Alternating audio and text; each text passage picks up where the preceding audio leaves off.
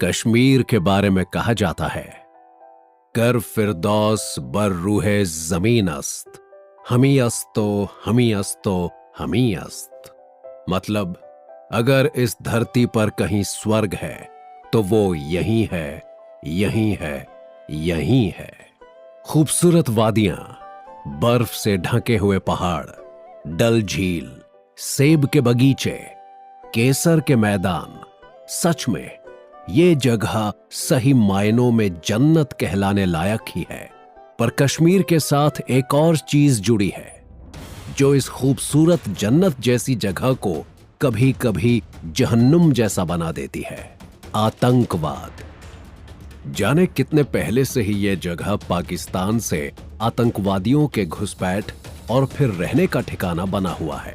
और ये आतंकी यहाँ के आम लोगों में इस तरह घुल मिल जाते हैं, उनके घर रहने लग जाते हैं कि इन्हें पहचानना नामुमकिन सा हो जाता है। यह सब समझना इतना आसान नहीं है क्योंकि इसके पीछे बहुत सी वजहें हैं।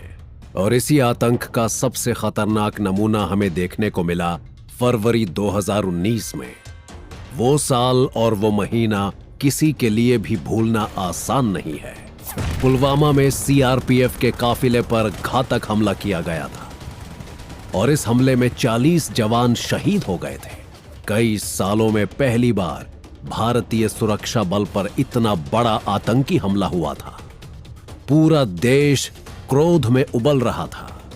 पर बाद में भारत ने इस हमले से जुड़े सभी आतंकियों को ढूंढकर मारा और गिरफ्तार किया। आतंक से जुड़ी इतनी बड़ी जांच इसके पहले शायद ही कभी हुई थी। और इसी हमले की शुरुआत से लेकर अंत तक की सारी कहानी समेटे हुए है ये किताब, as far as the saffron fields, the Pulwama conspiracy. Kashmir के एक बहादुर आईपीएस अधिकारी दानिश राणा ने इस खूनी साजिश के पर्दे को उठाने का काम किया है। इस किताब में उन्होंने इस हमले के पीछे की हर छोटी छोटी कड़ी को जोड़ा है। इसमें शामिल हर एक आतंकी से लेकर उनके साथियों से लेकर हर एक जवान और उसके परिवार की भी कहानी शामिल है। यह आतंकवादी उमर की कहानी बताती है जो इस पूरे हमले का मास्टरमाइंड था। यह उसकी प्रेमिका इंशा की कहानी भी है जिसके सपने आतंकवाद की आग में जलकर राख हो गए। यह कहानी उन 40 जवानों के परिवारों की भी है, उनकी उम्मीदों की भी है।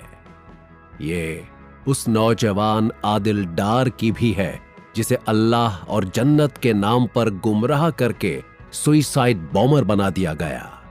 इस किताब में आप हमारे साथ उस सफर पर चलेंगे जहां तक कोई नहीं गया है, कश्मीर का वो कोना जो लोगों ने देखा तक नहीं है।